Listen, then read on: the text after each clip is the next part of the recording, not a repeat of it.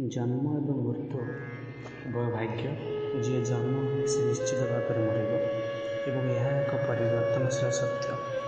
किंतु जन्म एवं मृत्युर यह चक्र जड़े व्यक्ति निजर कार्य और मानसिक स्थिति अनुजाई स्वर्ग कि नरक पहुँचे।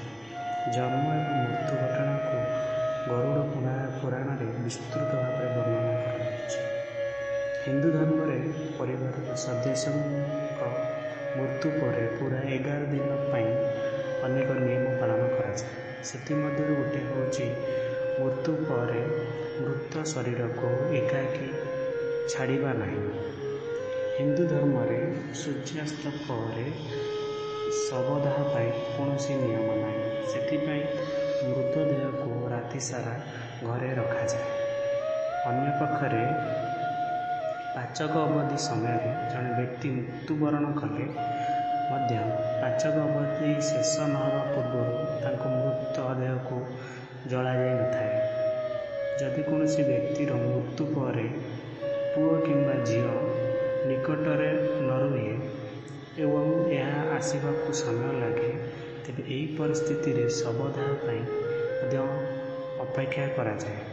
मृतदेह को राति सारा घरे रखा जाए किंतु मृत शरीर को एकुटिया छाड़ा उचित नुहे। यार कारण गरुड़ पुराण में वर्णना कराई मृत्यु पर मृत शरीर को कहीं एकुटिया रखा जाए ना।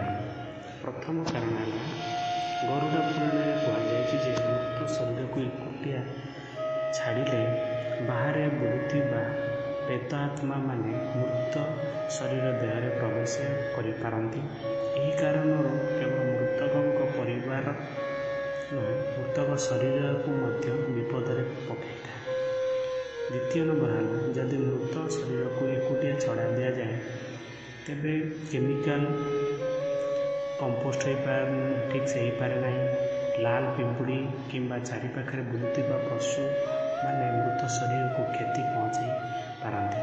से शव व्यवच्छेद नहवा पर्यंत घर जड़े व्यक्ति या पाखे बसी रही है।